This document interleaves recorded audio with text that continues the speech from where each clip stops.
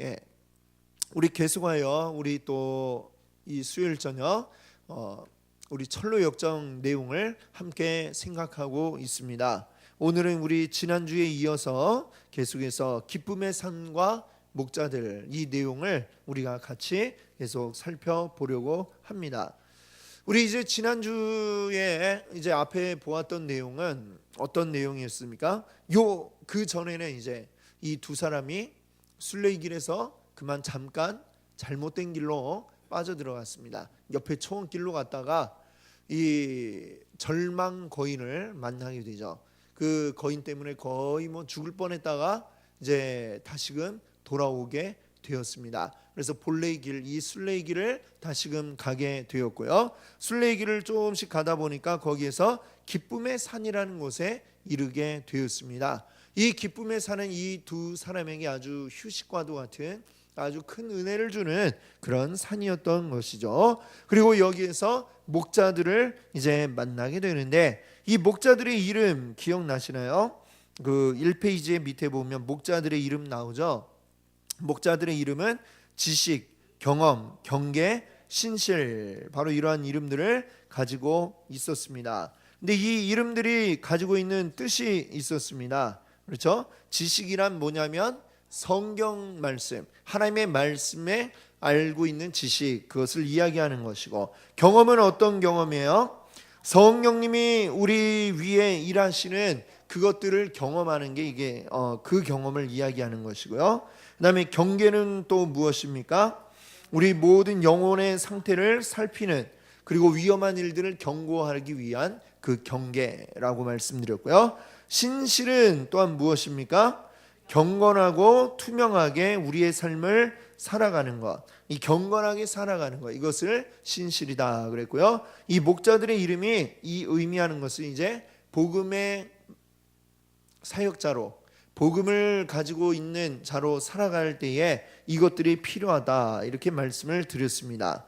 자, 이 목자들이 이들에게 이제 편안한 숙소를 제공을 해주어서 하룻밤을 편안하게 보내었고요. 그리고 그 다음 날에 이들이 당신들에게 보여줄 게 있다라고 하면서 이제 데리고 간 곳이 있었습니다.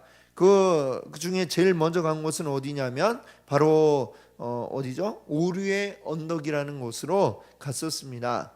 이 오류의 언덕은 무엇을 경고하는 거예요? 보니까 그 언덕 너머에 막 사람들이 떨어져서 산산조각 난 게 막 보였습니다. 근데 그 사람들은 어떤 사람들이었어요? 거짓 선지자, 잘못된 자들에게 넘어가서 그만 이제 비참하게 되어버린 사람들. 그래서 이것은 무엇을 경계하는 거예요? 거짓 교사, 거짓 선지자들을 경계하는 바로 그러한 곳이 바로 이 오류의 언덕이었다라는 이야기를 이제 말씀드렸습니다. 자, 이제 오늘은 2페이지로 한번 가보시면 2페이지 이제 중간에 보시면 11번 뒤에 새로 시작되는 그 문단이 있죠. 그때 내가 보니, 여기부터 이제 오늘 우리 말씀을 시작하도록 하겠습니다. 자, 여기 보니까 자, 이 목자들이 또 다른 곳으로 데리고 가는데 그 산의 이름은 무엇이라고 그래요? 조심산이었다라고 이렇게 이야기를 합니다. 철로 역정에서 모든 그 지명이나 사람 이름이나 이게 아주 직설적이에요. 그렇죠? 조심산은 자, 우리가 신앙생활을 할 때 조심해야 될 게 무엇인가라고 하는 것을 보여주기 위한 것입니다. 뒤에 6페이지에 12번 질문으로 한번 가볼까요? 6페이지에 12번 질문, 6페이지 맨 마지막에 있습니다. 자, 신앙생활에서 주의를 기울이고 조심해야 할 것은 어떤 것들입니까? 누가복음 21장 34절 말씀인데요. 같이 한번 읽어보겠습니다. 너희는 스스로 조심하라. 그렇지 않으면 방탕함과 술취함과 생활의 염려로 마음이 둔하여지고 뜻밖의 그 날이 덕과 같이 너희에게 임하리라. 아멘. 자, 여기 보니까 순례의 길에서 자칫 벗어나게 만드는 우리의 가장 위험한 것들이 있는데 그것을 조심하라라고 했습니다. 이 누가복음 말씀에서 어떤 것들을 조심하라고 그랬어요? 방탕함, 술취함, 생활의 염려, 이런 것들을 조심하라 그랬습니다. 이 술 취함에 대해서는 우리가 뭐 주일날 오전 오후에 계속 말씀을 드렸으니까 잘 이해를 하셨으리라 생각이 되고요. 방탕하다라고 하는 것은 뭐냐면 이 성경 가운데서 이 방탕하다라고 하는 것은 어떤 성적인 문란함 뭐 이런 것으로 이어지는 것들을 이야기하는 것이죠. 이 하나님께서 처음에 아담과 하와를 만드시고 이 두 사람이 한 가정이 되게 하셨잖아요. 이 어떤 성이라고 하는 것도 주님께서 우리에게 부부간에 이렇게 허락하신 바로 그러한 것임을 우리가 기억해야 되겠습니다. 이 사람은 동물들은 보면 이렇게 번식기가 있잖아요. 번식기가 딱 정해져 있어갖고 1년에 뭐 한철 이렇게 되는데 사람은 이 시도 때도 없이 이런 것들을 추구하고자 하는 그런 마음이 있단 말이죠. 근데 이것이 방탕하게 이렇게 흘러갈 때에 그래서 하나님이 주신 아름다운 것들을 망치는 것이고 그리고 이 세상의 질서를 또한 파괴하는 것이고 그렇기 때문에 이런 방탕함을 경고하고 있는 말씀을 우리가 자주 보게 됩니다. 또한 여기에 또 경계하라고 한 게 또 뭐가 있어요? 생활의 염려. 우리 예수님은 우리에게 뭐라고 하셨습니까? 어떤 말씀하셨죠? 들에 피는 백합화를 보라. 또 하늘에 나는 새를 보라. 염려하지 않아도 그것들이 떨어지지 않는다. 이 말씀하시면서 네가 염려함으로 키를 한 자라도 더 크게 할 수 있겠느냐. 이 말씀하시잖아요. 그렇죠? 예. 오늘 이렇게 어느 뉴스 잠깐 보니까 운동하고 스트레칭하고 이렇게 하면 뭐 키는 더 클 수 있다 이런 얘기가 있긴 있더라고요. 근데 그거는 이제 염려하고는 다른 차원입니다. 내가 그것을 조치를 하는 게 아니라 염려라는 건 뭐예요? 도저히 내가 해결할 수 없는 문제들.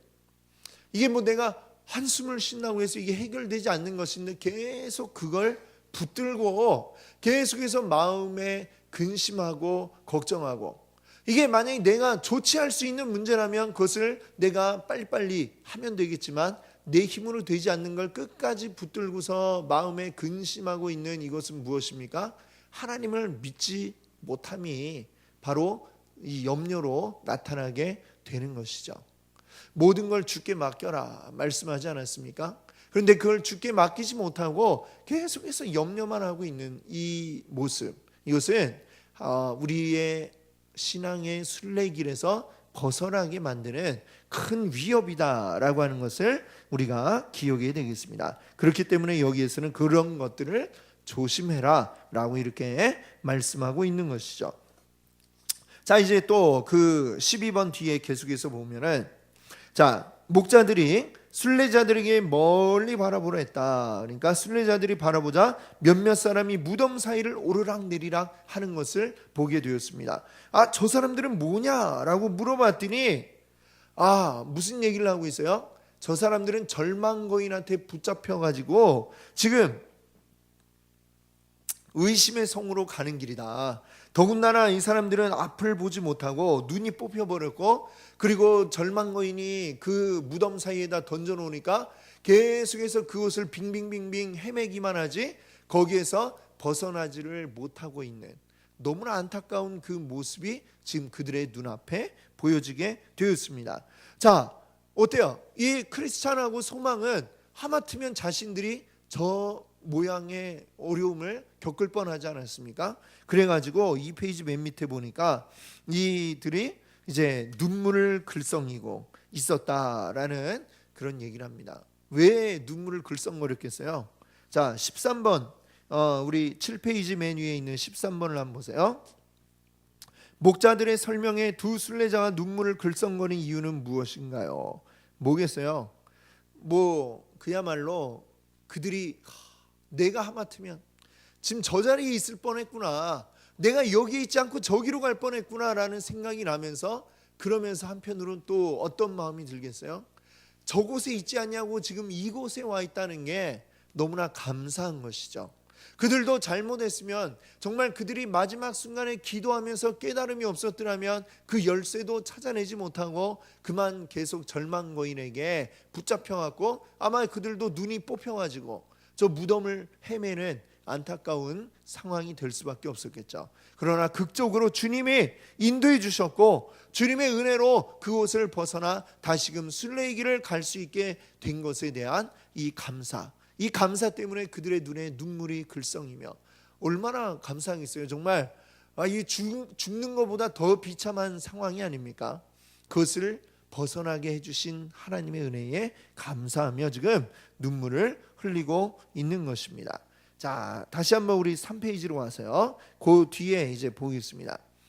자, 그 다음에 이제 목자들이 순례자들을 데리고 또 간 곳이 있는데, 자, 그곳은 어디냐면 거기는 또 다른 곳은 바닥이었는데 언덕 측면에 문이 있었다. 목자들은 문을 열어서 순례자들이 들여다 보도록 했다. 자, 문을 열고 보니까 자, 거기에는 매우 어둡고 연기가 자욱했습니다. 또 불이 막 으르렁거리는 소리와 고통에 찬 울부짖음이 들려왔고 유황 냄새가 났다. 딱 뭐가 떠올라요? 그렇죠. 지금 여기는 지옥으로 통하는 그러한 문인 것입니다. 자, 이게 뭘 의미합니까? 물어보니까 목자들이 대답해요. 이것은 지옥으로 빠지는 샛길입니다 라고 했어요. 여기는 어떤 자들이 가느냐? 위선자들이 가는 길입니다 라고 그랬어요. 자, 위선자들이 어떤 자들인가? 예를 들고 있어요. 장자권을 팔아버린 에서, 자, 또 자신의 주인을 팔아넘긴 유다, 가룟 유다를 얘기하는 거죠. 예수님을 팔아버린 가룟 유다, 또 복음에 대해서 중상모략을 한 알렉산더, 또 거짓말을 하고 시치미를 뗀 아나니아와 삽비라 같은 자들이 가는 길입니다. 믿는 모습을 보여주는 것 같은데 결국에 그들의 마지막 길은 어디로 간다는 거예요? 지옥으로 간다는 것이죠. 14번 질문을 한번 보겠습니다. 7페이지 14번.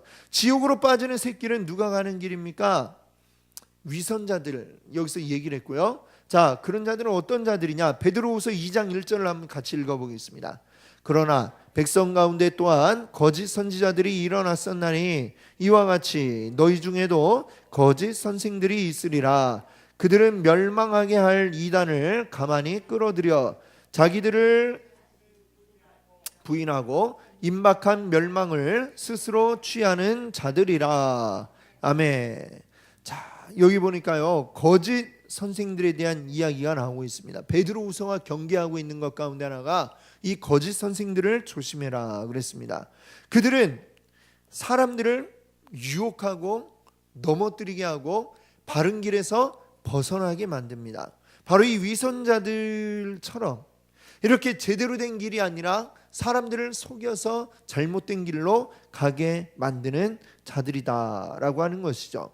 그들은 살아계신 주님을 부인하고 임박한 멸망을 자기들 스스로 받아 취하는 바로 그러한 자들입니다. 이런 자들을 조심하고 경계하라라고 하는 것이죠. 자, 다시 3페이지로 와보세요. 소망이 이야기합니다. 그 사람들은 모두 우리와 같은 순례자 모습을 하고 있지 않았나요? 물어보죠. 맞죠? 목자들이 대답해요.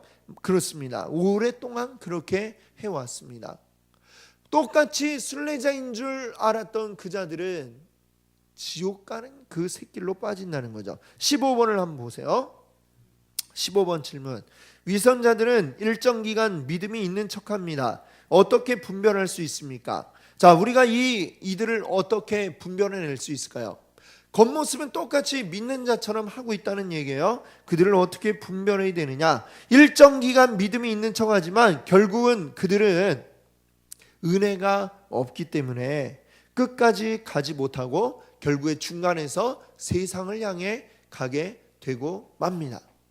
그것을 우리가 알아야 되겠습니다. 자, 디모데후서 4장 10절을 한번 보세요. 대만은 어떻게 했다고 그래요? 대만은 이 세상을 사랑하여 나를 버리고 데살로니가로 갔다라고 했습니다. 15절 읽어볼까요? 너도 그를 주의하라. 그가 우리 말을 심히 대적하였느니라.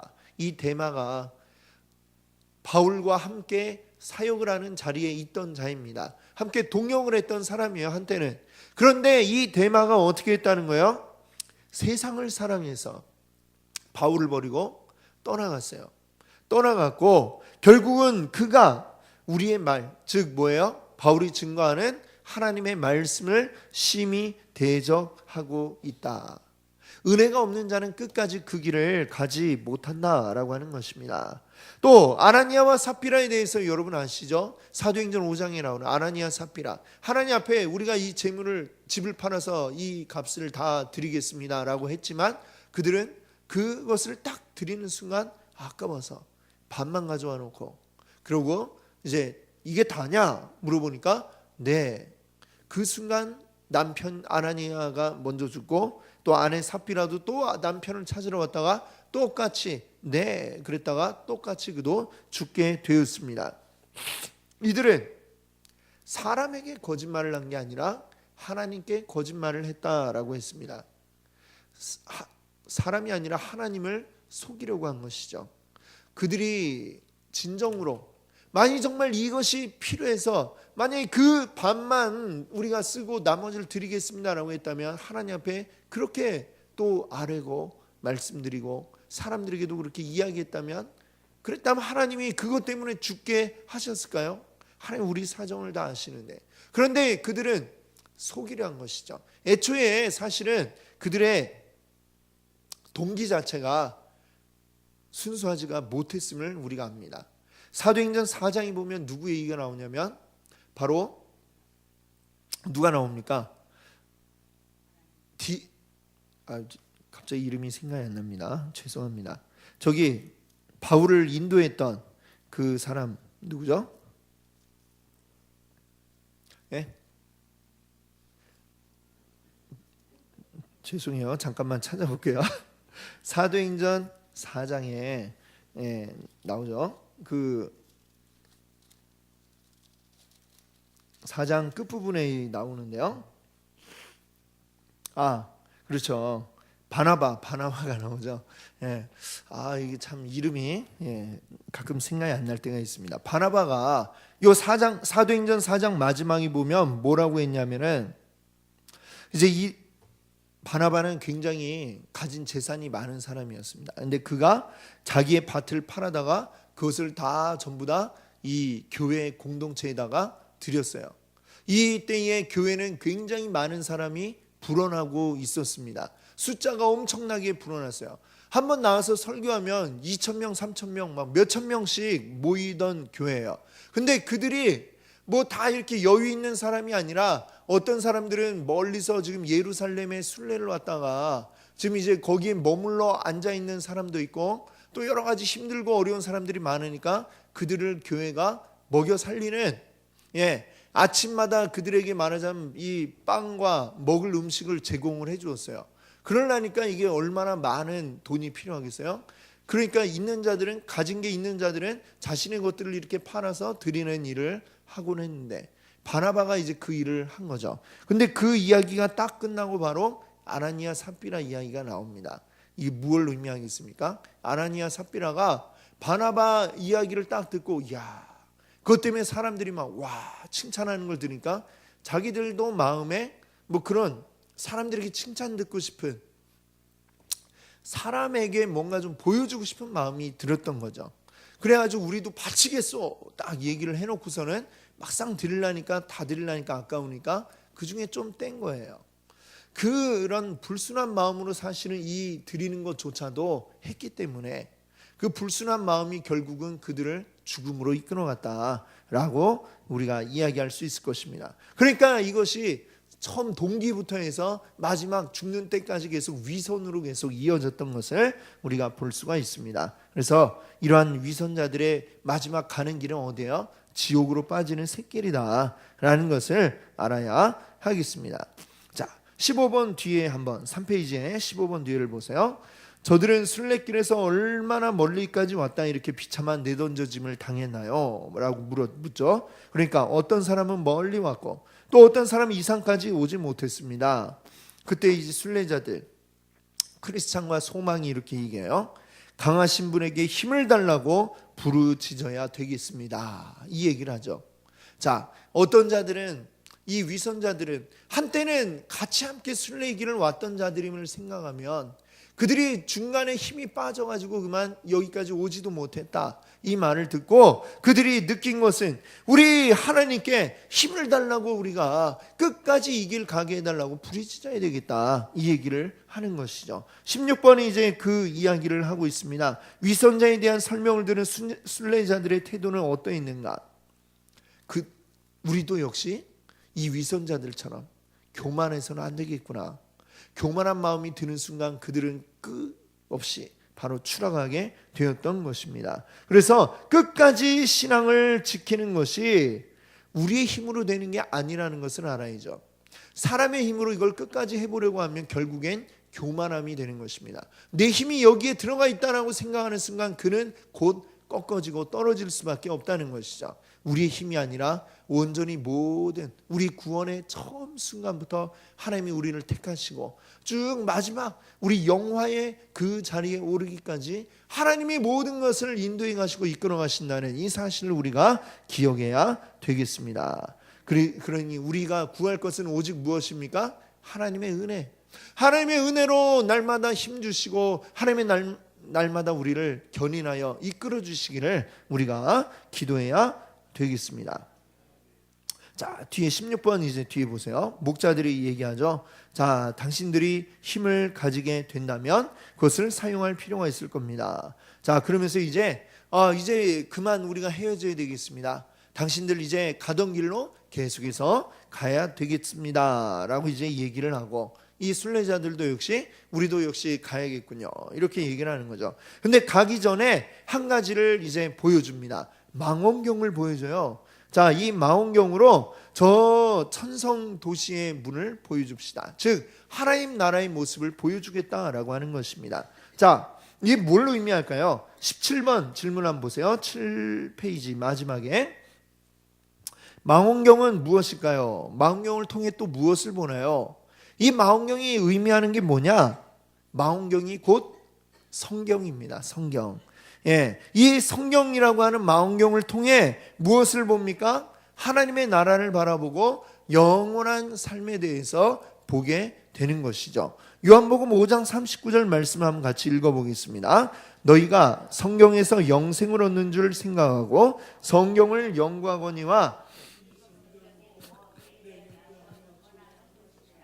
아멘. 이 성경은 곧 뭐라고요? 우리 예수 그리스도에 대해서 증거하고 하나님 나라에 대해서 증거하고 있다라고 하는 것입니다. 그래서 이 성경을 통해 무엇입니까? 성경 망원경이에요. 하나님 나라를 바라보는 망원경이에요. 이 성경을 통해서 우리는 하나님을 알고 예수 그리스도를 알고 하나님의 나라를 알고 그것을 우리가 이 땅 가운데 이루어 가는 것인 줄 믿습니다. 아멘. 자, 이제 17번 뒤에 한번 보세요.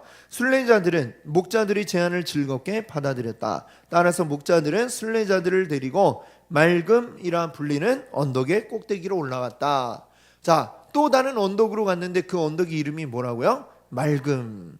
예, 이 맑음이 의미하는 게 뭘까요? 8페이지 18번 질문을 한번 보겠습니다. 맑음이 의미하는 게 무엇이냐? 이것은 우리 주님이 우리에게 주시는 어떤 그 말씀들에 대한 분명한 이해, 분명하게 그 말씀이 깨달아지는 것, 바로 이게 맑음이죠. 잘 이해가 되지 않을 때 막 뿌옇게 막 안개가 껴있는 것 같고 그럴 텐데 이것이 분명하게 이해가 되는 것입니다. 자, 마태복음 13장 23절 뭐라고 말씀하고 있어요? 좋은 땅에 뿌려졌다는 것은 말씀을 듣고 깨닫는 자니 결실하여 어떤 것은 100배, 어떤 것은 60배, 어떤 것은 30배가 되느니라 하시더라. 아멘. 말씀을 듣고 분명하게 깨달아지는 것, 이것이 바로 맑음이라고 하는 언덕이 의미하고 있는 것이죠. 자, 여기 누가복음 24장에 보면 어떤 일이 나타나느냐? 예수님이 십자가에서 부활하시고 난 이후에 엠마오를 향해 가던 두 명의 제자가 있었습니다. 이들은 낙심하여서 예수님이 돌아가신 그것만 기억하고 있을 뿐이지 부활하신 것을 온전히 알지 못한 채 엠마오로 실망해서 내려가던 두 제자였는데, 예수님이 그들에게 오셨으나 그들은 처음에 알아보지를 못할 정도로, 예수님도 못 알아볼 정도로 굉장히 낙심한 상태였던 것이죠.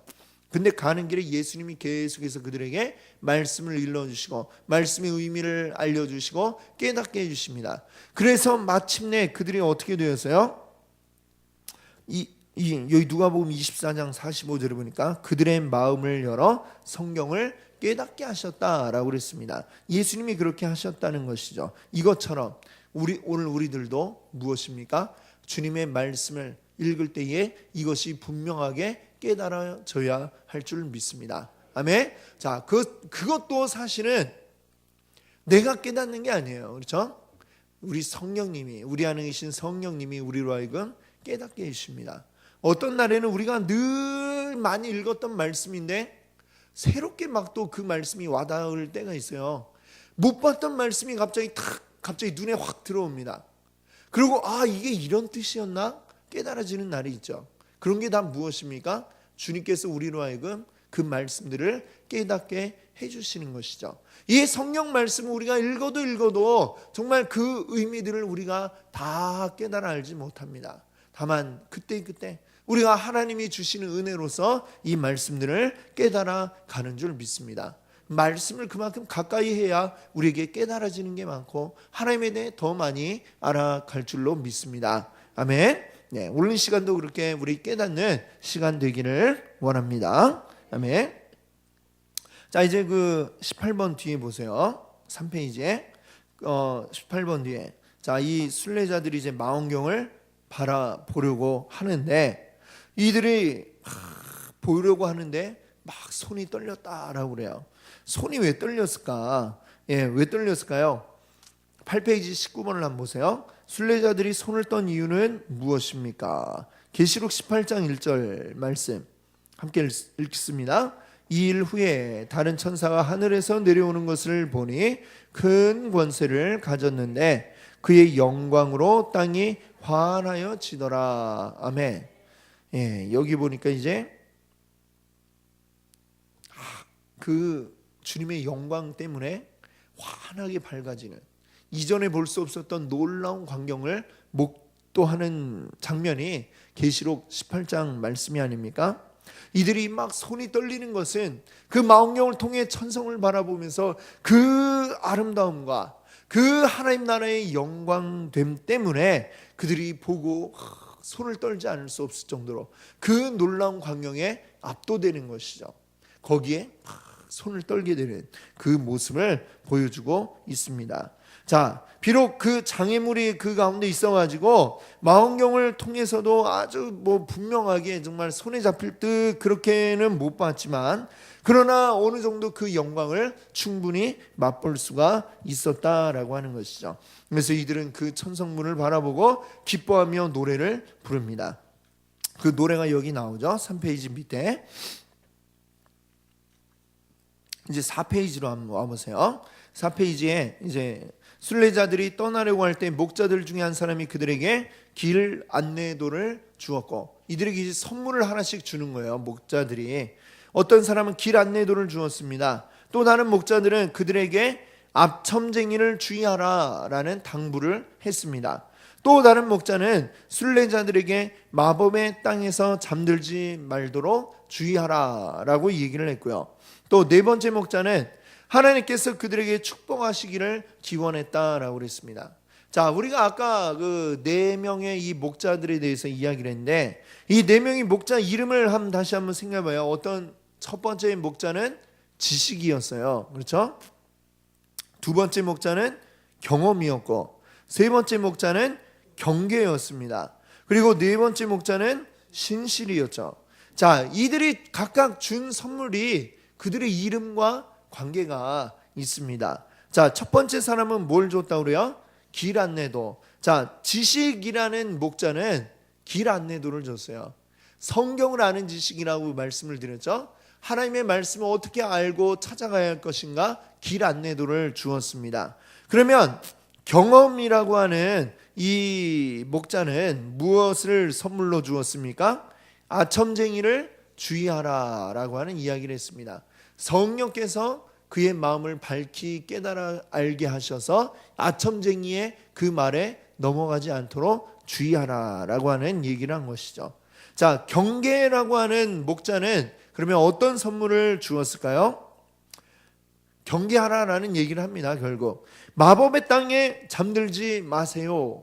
그걸 경계하세요 라고 이렇게 이야기를 해주죠. 마지막으로 신실은 어떻게 했습니까? 이 두 순례자들을 위하여 축복을 해 주었습니다. 그렇습니다. 이들이 이 준 것들이 이들이 계속해서 나아가야 할 길에 큰 도움이 되겠죠. 예, 그렇습니다. 그래서 이 목자들이 무엇을 의미한다고 그랬어요? 복음 사역자라고 했습니다. 복음으로 또 다른 이들을 이끌어가야 될 자들. 말하자면 우리가 늘 이야기하지만 우리 믿음의 어떤 성장 단계에 있어서 처음에는 영적인 아이가 있고 영적인 아이 다음에는 또 어떤 단계가 돼요? 영적인 청년이 되고 그 다음에 영적 부모가 단계가 되면 다른 이들을 돌봐야 되는 것이죠. 돌보려면 그 돌볼 수 있는 자는 어떤 것들을 갖추고 있어야 되는 거예요? 바로 이런 것들, 지식과 경험과 경계와 신실함이 있어야 되는 것이고 그걸 가지고 다른 내가 이제 그 돌보는 자들에게 이런 것들을 가지고 도움을 주어야 하겠죠.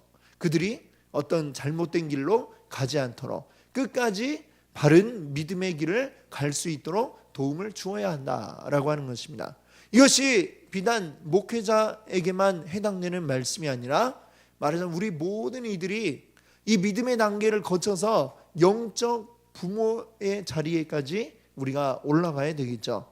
그리고 거기에 이르르기 위해서는 이런 것들을 우리가 갖추고 있어야 한다라고 하는 것입니다. 우리 가운데 바로 이러한 것들, 성경을 아는 지식, 또 성령이 우리 가운데 일하시는 것을 경험하는 것과 그리고 악한 것들을 경계하는 것, 그리고 늘 주님께 나아가는 신실함, 이것들이 우리 가운데 늘 함께하고 있기를 바랍니다. 아멘. 네, 같이 함께 기도하겠습니다.